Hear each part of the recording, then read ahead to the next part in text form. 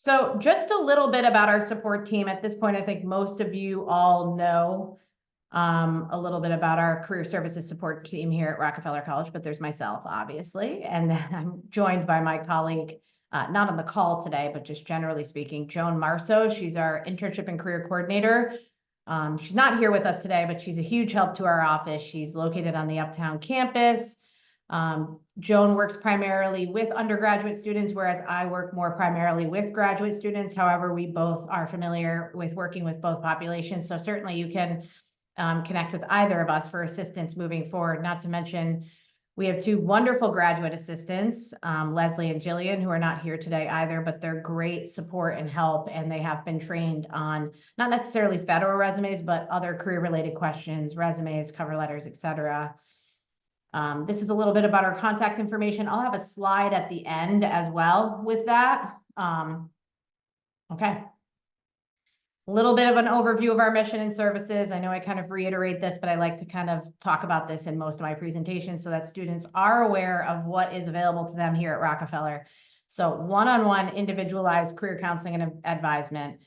We are here to support you with every step of your career development process through Rockefeller, whether that's federal resumes or whether it's cover letters or job internship search or LinkedIn or interview preparation. Job offers, we are here to help with that entire process, not to mention it, assist you in your networking journey, which can be a journey, and connecting with alumni and local employers. We also host a series of different virtual career workshops similar to this on a variety of topics, not to mention employer information sessions as well. And last, but certainly not least, we have a fantastic career management system called Handshake, and this is where you can not only schedule appointments with myself and Joan and the grad assistants, but also check job and internship postings, events, programs, career fairs and more. So what is a federal resume, right? A federal resume is a specific type of resume constructed for applying to federal government jobs and internships. That's a little more apparent. Outside of that, it has a similar purpose to regular resumes in terms of like, what is the goal? What are we trying to communicate? Which is essentially that it is an honest overview of more so your professional background, your academic as well. But I would say one of the main differentiating factors is it's not just academic professional. It can also very much be, and we'll go through this, skills, certifications, volunteer, professional affiliations, etc.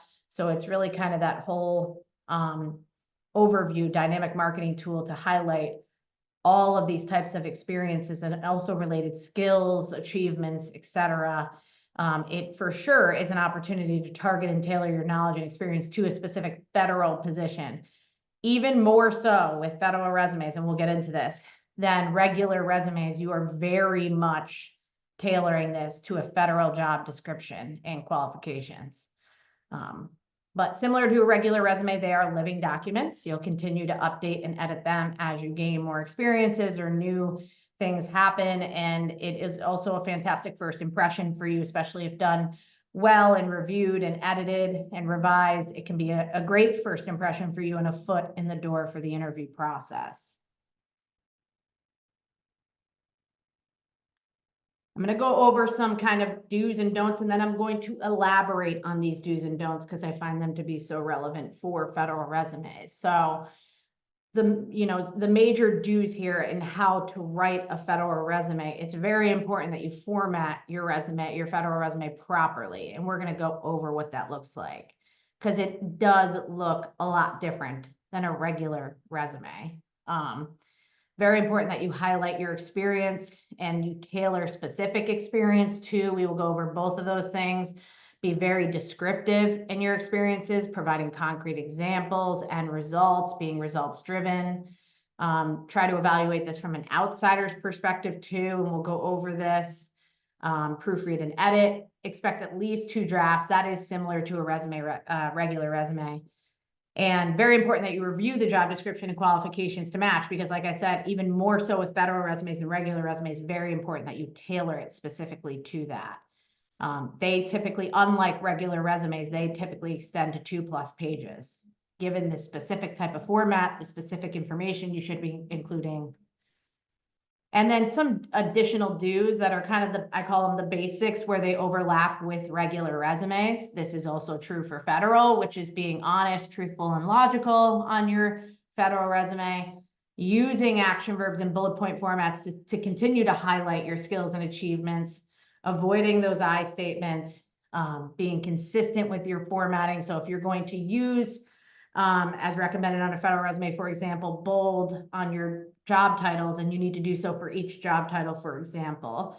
So having that consistency with your formatting in terms of font style, size, spacing, enhancements, etc. Ensuring proper tense. If something is presently occurring, those bullets in that content will be in present tense, whereas if something is no longer occurring, it will be in past tense.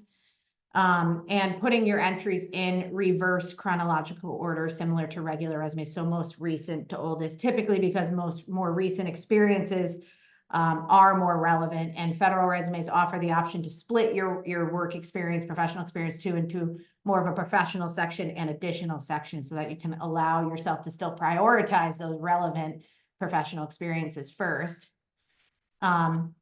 Very important to quantify on federal resumes. This is emphasized on regular resumes, but even more so on federal, and to be results driven, right? In looking at this, when we're aligning a federal resume with a job description, we're trying to kind of prove that argument that you are the right candidate for a federal position, not only because you have similar or exactly the same skill sets that they're looking for, but that you're exemplifying that properly with keywords, with key skills, with action verbs, with concrete examples, and with end results. And it's important to spell out acronyms too. That's true of both regular and federal resumes, but that goes hand in hand with like evaluating this from an outsider's perspective and using plain English. Like you have to expect that not everyone's going to understand every acronym. So spelling it out is important. Some don'ts, right? So one is don't submit a standard resume. That can get you at times like almost immediately disqualified from a federal position. Because they are expecting a certain format for this. But similar to regular resumes in a lot of respects, don't overgeneralize your descriptions, experience. Be specific, be concrete, show end results. Don't neglect any key skills, achievements, and qualities, particularly as they align to the federal resume position. Don't include outdated or irrelevant information unless it's more directly relevant to the position you were applying for federally. So, for example, if you did have some sort of community service experience that was a little bit outdated, but is really in alignment with what you're applying to, then sure, you can, that's an exception to the rule, right? But outside of that, you really do kind of want to focus on the more recent and relevant experiences. You won't include references or references available upon request here either. Avoiding, beginning your statements with responsible for or duties include, as that's more task oriented and focusing more on those key skills and action verbs to highlight those relevant competencies. And obviously making sure that it has a nice, clean, edited, polished look. Right? And a little redundant here, but don't generalize the descriptions. So format.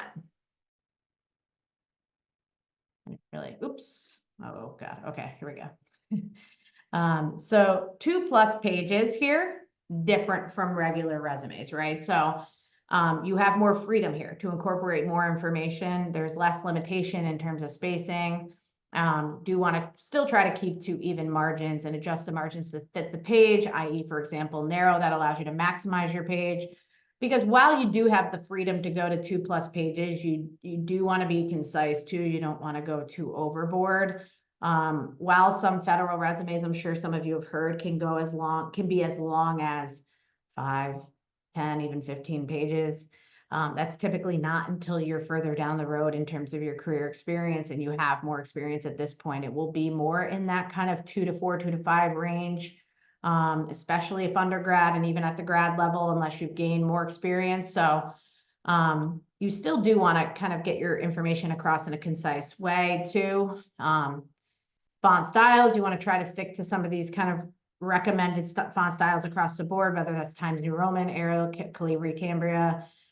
Consistency, like we talked about, font sizes typically anywhere between 10 and 12, and having proper bullet point alignment to making sure that they're not all over the place in terms of where they're situated. And we'll get into more about the specific outline and format of each section too as we progress. Okay, so highlight your experience. I just want to make sure. Do not limit yourself to only paid, supposed to say work experiences. So like unpaid internships, volunteer, etc. So it's when you incorporate your professional experience or even additional work experience, that's not just paid positions. That very much could be unpaid internships or other positions that weren't as well paid or highly paid. So that's important to incorporate too. Quantify whenever possible to highlight those accomplishments and achievements, and provide those concrete examples of how you demonstrated the required experience and skills. Again, we're going to get into each section too as we progress. So tailor specialized experience. So tailor and match your resume to the specialized experience of the job announcement requirements. So competencies, knowledge, skills, abilities. So if they're indicating that they are looking for someone that's technically proficient in Excel, as well as someone who has strong leadership skills, critical thinking, oral written communication, you know, whatever the skill may be, it is critical for you to articulate that, not only in thinking about all of your experiences, but particularly the more relevant ones. Because again, what is really evaluated for federal resumes is they're really looking to have almost like a matching situation between your resume and the job description and qualifications.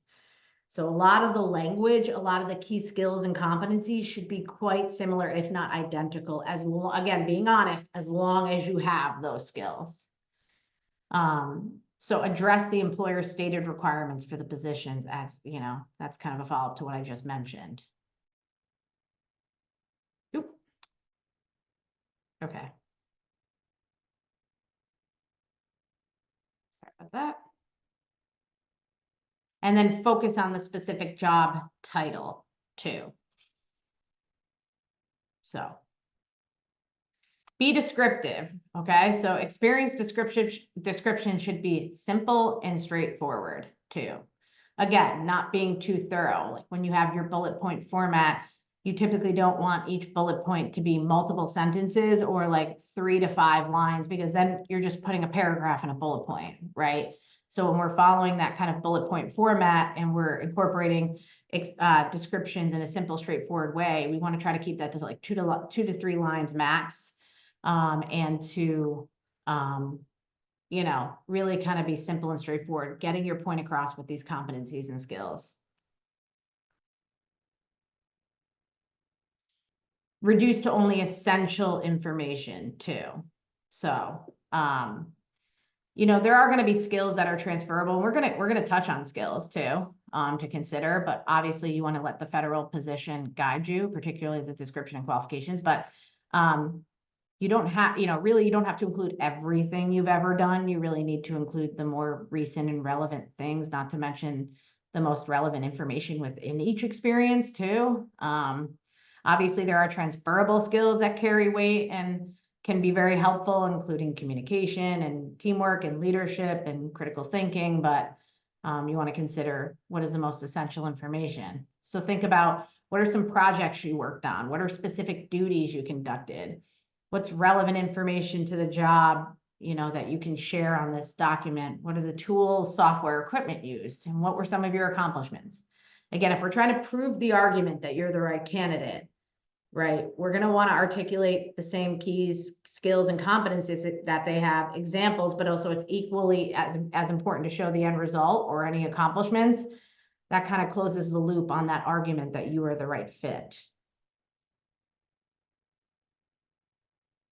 Use plain English. So describe skills and experience in universally accepted terms, right? This is going to get into like, you know, we're considering this resume from an outsider's perspective too, but use language relevant to your occupation. and profession that is readily understood in both public and private sectors.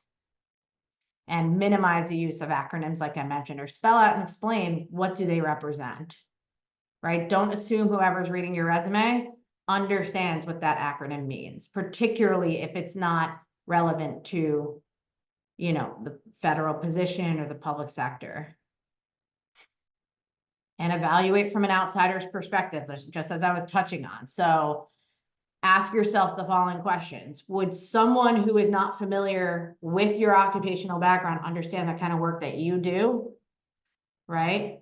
If they don't, right, being even more specific if need be. Did you omit any unique, relevant, special experience or skills that you possess that might distinguish you from other candidates? And have you adequately described the major characteristics, background, and skills of your occupation? If you feel like you haven't done that justice, then you need to be more specific, right? Well, we're telling you to only include the essential information. If it is essential, you need to be specific and outline that. Support that. And have you described your accomplishments in a clear and descriptive manner? Questions to ask yourself. Think about who's potentially reading this resume. Proofread and edit. So review your resume before you apply to make sure it meets the requirements. Really kind of like, right, sit and review it yourself and compare and contrast with have that description, not almost, have that federal job description and qualifications next to the development of this federal resume, right? Check for spelling and grammar edits and errors. And have someone with a good eye for detail review it.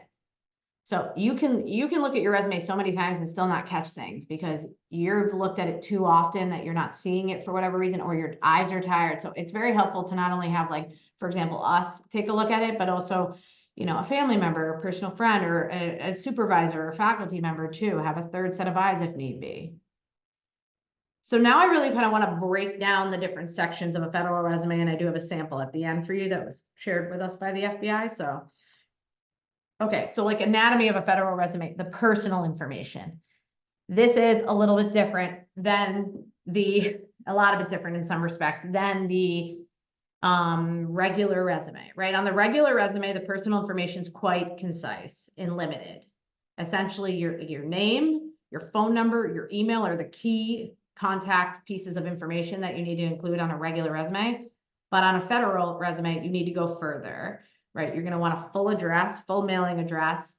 And some of these other ones are not always necessarily incorporated on every type of federal resume, but they can be common, including the last 4 of your social security number, the country of citizenship, a veteran's preference, security clearance, if you have it, again, optional. LinkedIn URL is, again, optional.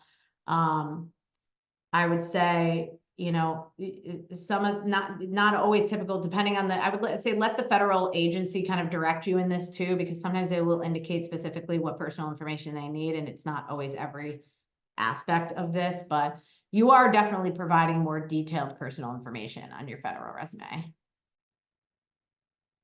Okay, so summary statement and professional skills. So unlike a regular resume, federal resumes can often incorporate pretty much typically incorporate a summary statement or an objective statement, but they're more commonly called summary statements. And this is because it serves as almost a roadmap for the rest of your document for the federal agency, because it allows you to kind of highlight your most important and relevant skills and experiences within a brief kind of 3 to 5 sentences in this section. Should not be crazy extensive. I have seen some summary statements on resumes or federal resumes that have been like half a page. That's too much, right? So again, getting your point across concisely and including essential information. Your professional skills is an opportunity for you to list skills not only relevant to your education, but your career and any personal experiences too. So sometimes incorporates qualities too, in terms of your hardworking nature, for example, or your attention to detail or things of that nature. Very important for you to include not only foreign language skills, if applicable, but also technical proficiency as well in this section. not to mention emphasizing some transferable skills as well. And this kind of goes hand in hand with the skills relevant to your education, career, and personal experiences. So I wanted to talk about some skills to think about. Obviously, you want to tailor this to the federal position and description in particular, but some skills for you to think about as you're developing your resume in general, because a lot of these skills, would be relevant for you. You're going to want to think about what are some of the relevant skills to my industry. So NASPA is our accrediting agency for public affairs, administration, policy, et cetera. And so they lay out several career competencies and skills that we recommend students, seek out through their internship experiences, but also are aware of so that they can start to develop those experiences if they're not gaining them as much in the classroom, and even regardless, to make it applicable to their hands-on experience. So leadership management skills are pretty key and critical. Contributing to public policy, having an understanding of that, particularly for Rockefeller students, is certainly more relevant. Analytical skills, critical thinking skills, problem solving skills, making informed decisions. These are all pretty relevant and critical as well. Articulate, apply, advance a public service perspective, particularly having an understanding of that. Communication, interpersonal skills, also very relevant.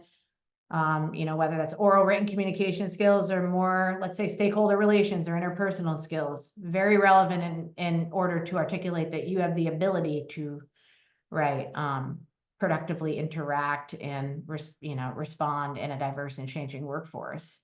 And so these are just a few to kind of think of, right? Certainly teamwork, that's a little bit more, some of the more transferable skills you might see are more teamwork, and things of that nature. But these are some of the more direct, relevant, the research, the analytical, the interpersonal, the oral communication, the leadership, management, public policy, program evaluation, et cetera. Some skills to kind of consider, at least from a more Rockefeller perspective or a federal government perspective too. So your education section. This can be listed before or after your experience, depending on the job you are applying to. So typically it's included at the beginning if you are using your education to qualify for a position, or if a certain education level is required. So I know I have several of the master's students on here from Rockefeller. So as current students, and given that education would likely help qualify you for a position, it's very likely that your education section is going to be at the top for now. As you graduate and develop more experience, for example, then it's going to start to shift towards the bottom of that document. Because then the professional experience that you've gained in the federal government, for example, will, take precedence. So important to list the name of the school and the institution, list the degree conferred, include all degrees. So, most recent obviously is more relevant in terms of graduate degree, but also undergraduate and associate's degree if applicable, and begin with that highest level, like I said, in order to maintain that reverse chronological order in each section, most recent to oldest. Your expected graduation date. This isn't always true of every federal resume. So again, let the federal agency kind of guide you in this, but sometimes they will ask for you to incorporate how many the credit aspect too, in terms of how many of you received, how many are remaining. And that's because they're trying to get a sense of that. Sometimes in lieu of that, they'll ask for a transcript of sorts, but GPA is always helpful on a federal resume. Courseworks and projects, I don't have it listed there, but that's more optional as well, but that could be incorporated as well. So getting into your experience section, right? Breaking down the anatomy of this. You're going to want to split and prioritize them into two sections: professional experience and additional work experience, with professional experience going first. Now, if you have relevant or pretty close to transferable relevant experience in government, period, for example, let's say that's state, local, or federal level, that is definitely going to be considered professional experience. If you don't, even some other experiences that you have, you may want to include in your professional experience to highlight that. So for example, if you were, I don't know, I had in a supervising position in a campus department, for example, you could indicate that in your professional experience. If you feel like if you're an undergrad, you feel like you really don't have as much experience to kind of split at this time, you can just have an experience section, but I'd start to consider, like, have I even had, if not internships or experience in, you know, not just federal government, but federal agencies, the federal industry, then start to consider, like, what are some of the other positions I've had? Do they carry enough weight for me to articulate them as professional experiences? And some of them very well may. If you are a supervisor or manager, even at a CVS, for example, that's transferable experience, but it also shows really good leadership skills in a more high level position. So that could be incorporated potentially if you don't have that additional relevant experience. So important to include the position title, then the name of the employer, organization, address, and phone number. The dates you were employed. This is different from resume. You'll also want to include your average number of hours per week that you worked. Further, you're going to include your supervisor's name, their phone number, their email address, and if they can be contacted, as well as your salary or pay rate on an annual or hourly basis. You can include the GS level step if that's applicable, if you've been in those types of positions. Putting your responsibilities and more so your key competencies and skills in bullet point format, like we discussed, and including examples of your relevant experiences, like we discussed, that can prove you perform the tasks at the level required for the job, as stated in the job announcement. That's a critical aspect, right? As stated in the job announcement. Again, really comparing and contrasting to that description and qualifications, pulling in those keywords and phrases so you can place them directly on your resume, your federal resume. So a little bit more about experience. So start with action verbs, like I said. So action verbs can be critical in showing kind of key competencies and skills. For example, and we have a list of action verbs actually in our resume guide, which can be helpful. So communicate, collaborate, lead, supervise, provide, manage, analyze, evaluate, implement, execute, right? These are all strong action verbs to then highlight the skill, give 1 to 2 concrete examples and any end results. Also consider, especially if you're still developing some more internship and other relevant experiences, like what are your transferable skills, right? And how can you articulate them as well as multitasking, organization, right? Teamwork, communication, coordination. So paint a picture with details, right? So support these skills experiences with concrete examples. I'm starting to sound like a broken record, but it's so critical. You know, and making sure using question words like who, what, where, when, why, how many, to expand upon those bullet points. Do not just copy and paste the job description. I've seen that a lot on regular resumes. I'm going to emphasize it for not only regular resumes, but certainly federal resumes too. That would be doing yourself a huge disservice because we don't know that specific, first of all, people can tell, I can tell, which tells you that recruiters can tell, right? And employers can tell. So it's a little obvious on some levels, and that can come off as you know, not being harsh, but a little bit lazy if we're not articulating our experiences in our own words. But not to mention, this may not best connect to the federal job description or qualifications, right? You still may be gaining the skills that the federal job posting indicates, but it's not best articulated through the description, you know, from past the job description. Be results driven. We've talked about that a few times, but like this is important to like quantify anything. So like achievements, skills, accomplishments, results, right? So for example, instead of just saying answered phones, communicated with constituents to resolve issues or delegate to appropriate staff, right? And instead of just assisted with newsletter, wrote and edited monthly newsletter stories alongside a team of 2 professional staff. Right, much stronger afterwards.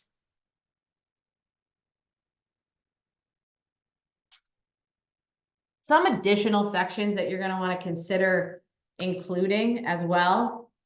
So we have some of them that we've already gone over, right? The more mandated required ones. So this, you know, summary statement, the professional skills, the professional experience broken down, the additional other work experience. But in addition to that, community service volunteer experience is really helpful. So this could be anything from, like, for example, if you were involved in Peace Corps, AmeriCorps, or even just more campaign work or community engagement in some capacity, memberships or professional affiliations, so e-board positions, professional organizations, club leadership roles. Again, remember, you're not limited to one page, right? And so you do have kind of the luxury to expand upon those, but again, only including essential information. If it was like a secretary position from junior year of high school, I think likely, depending on where you're at, but likely that's going to fall off at this point. Certifications, training. So I know several of our international affairs students, even public admin students in particular, receive several FEMA certifications and trainings. Those are helpful to include as an example. But certainly any others that are applicable there as well. Accomplishments, awards, particularly ones that aren't just school. The school ones are good. I know a lot of students have had, like, Dean's List, for example, or certain scholarships. Those are good, but what will carry a little bit more weight are awards that you're receiving outside of just, the kind of more common educational ones that maybe you're receiving through other experiences as well. External, certainly, too. And then military service and veterans preference. So that can be helpful for a federal resume because showing that you've been in the military can be, certainly an advantage because you have exposure to, the industry, and you have this opportunity to include your preference aspect too. So just some best practices too. This is similar in a lot of respects to regular resumes, but save and send your document as a PDF, right? Because a PDF is a picture, it's an image. So when you send it from computer to computer, it doesn't mess up the translation of it. Label your federal resume file correctly. I can't tell you how many documents I have that just say resume. So make sure you're incorporating first name, last name, and then resume or something to that effect. List your references separately, like we talked about. Adjust your federal resume based on each position description requirements, and then more optional, but definitely recommended from my standpoint, post and transfer document information experiences via LinkedIn too, especially if you're utilizing that to network. If you're looking for federal positions, there's other resources that are a little bit more helpful than LinkedIn in terms of seeking out those opportunities, including USA Jobs or even Go Government too has great resources federally. But LinkedIn is one of the top resources utilized for networking. And so certainly transferring that information accordingly so that when you are networking, people are able to kind of get a real accurate snapshot of you and your experiences. And it also tells me the level of engagement somebody has on a site like LinkedIn, if they have a completed profile, for example. This is the first page. I was having trouble implementing the second page, but this is the first page of a federal resume example from particularly the FBI. They shared this with us to share alongside with students. This is actually available on their website too. So as you can see here, the personal information and how detailed you get with that is certainly dependent on the federal agency. Some of them will ask for some of those more specific personal pieces of information, but as you can see, a lot of the similar information and some of that more specific information, particularly with regards to your salary, hours per week, supervisor, et cetera, that's not typical for a regular resume. Right. And what goes on to the second page is work as community service experience in a similar format to training and not to mention memberships, professional affiliations too.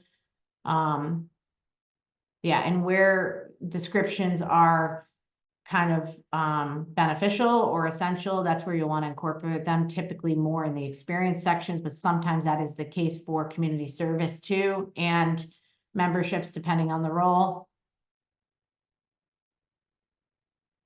So in wrapping up, right, I just want to kind of go over some of our final events coming up and things to consider, not to mention some final pieces of our contact information, some resources and contact information. And then, of course, as we close out the recording, I'll be available for any questions. I don't see any in the chat yet. So there is a very important career fair coming up if you're interested in federal opportunities called, it's actually being hosted by the Central Career Center on campus. It's a government and nonprofit job and internship fair. It's coming up this coming Wednesday, March 6th from 10 a.m. to 3 p.m. in the campus center ballroom. This is a very important event for you to consider. There are federal agencies attending this event, not to mention state and nonprofit organizations too. You know, because there are positions federally too, more in the, you know, research arena too. But so this is a very important event for you to attend too. And so there are 60 plus employers registered. You can access all the information on those employers in the event right on Handshake. You can quote unquote join the event and pre-register so that you get reminded and notified. I would highly recommend attending this event, especially if you're seeking an internship or a job. I know it's a requirement for my internship class and the students who are a part of that class. So we will be there too. I'll be happy to answer any questions at the event. We have a few more career skills workshops as part of our series this spring. We have the Art of Salary Negotiation. That'll be on March 27th at 4:30. And then how to make the most of your internship or new job. So like once you're in that position, how can you maximize your time and take advantage of it from a networking and future opportunity standpoint? So that'll be April 9th, both of them at 4:30 on Zoom. And then we have several upcoming employer information sessions that I want to make you aware of. We have UUP coming to talk about grad internships. It prioritized towards grad students, but open to undergrads too. They have a research and advocacy internship in particular that they're actively recruiting for, and they're going to talk about future legislative internships. We have the National Security Agency coming to talk about security and counterintelligence, you know, and those types of opportunities. So that could be of great interest. So that's the UUP is March 7th. That's next Thursday. National Security Agency is Tuesday, March 12th. There's also the FBI is hosting a recruiting women into law enforcement event from 5 to 9 on March 12th. And then we will have Albany County Local Government Graduate Fellowship Info Session on the 13th. Not to mention, we're doing a few career panels for nonprofit panels and International Affairs Alumni panel. That'll be a part of the class too. Some great stuff for you to consider attending. I know students get quite busy with everything they have going on, and I understand that. But it's important to make time for these things when you can, especially if they're of interest, because you know, these can really be great networking opportunities and help propel your applications moving forward for future opportunities. A lot of times when employers come for info sessions, they're there to recruit and talk about opportunities that they're hiring for. Some career resources, and if you attended this event or even RSVP'd, we will share this presentation slide with you all accordingly, so you have access to this. This is the FBI Federal Resume template that I shared earlier is linked there, not to mention their resume guide as well. And then Department of Transportation also has a separate resume guide that was really helpful. That can be really helpful for you guys too. This is our website. Career handbooks are right here. We have a YouTube channel. We record all of our workshops and we incorporate them there. Handshake, as I mentioned, several sites that you'll want to consider utilizing, particularly USA Jobs or Federal Internship Finder 2, Go Government, which is Partnership for Public Service. They also have a Federal Internship Finder, and so that's fantastic. LinkedIn, Indeed, some of the general sites too. Daybook can be good. If seeking some opportunities more in the DC and New York City area, New York City Gov, so lots of great search sites here. A lot of these job search recommendations and these sites can also be found in our job and internship career handbook. So right here on this site. So Big Interview, which just helps you practice your interviewing skills. Our Rockefeller College LinkedIn group. And then you can, of course, to connect with alumni for career chats. So you can schedule appointments with myself or Joan right on Handshake, or you can attend our drop-in hours. Mine are on Tuesdays from 3 to 4 and Fridays 12 to 2. This Friday is canceled for me, unfortunately, due to an event, but drop by. You know, either on Zoom or in person. Be happy to connect. Joan's office hours are 2 to 4 on Wednesdays. Our grad assistants, I think we're still finalizing those, but appointment requests are submitted for approval right on Handshake. You can reach out to us if you have major scheduling issues, but I would try to go direct to Handshake, the Career Center tab, appointments, and then you can schedule with us accordingly there. So I'll be able to address any questions either now or when we wrap up. This is our contact information. So you can reach out to us generally at rockefeller.careers@albany.edu. Our phone number, like I said, I'm located downtown in Milne Hall 105A specifically, and then Joan is uptown in Humanities Bay 16. So drop in and see us if you have any questions.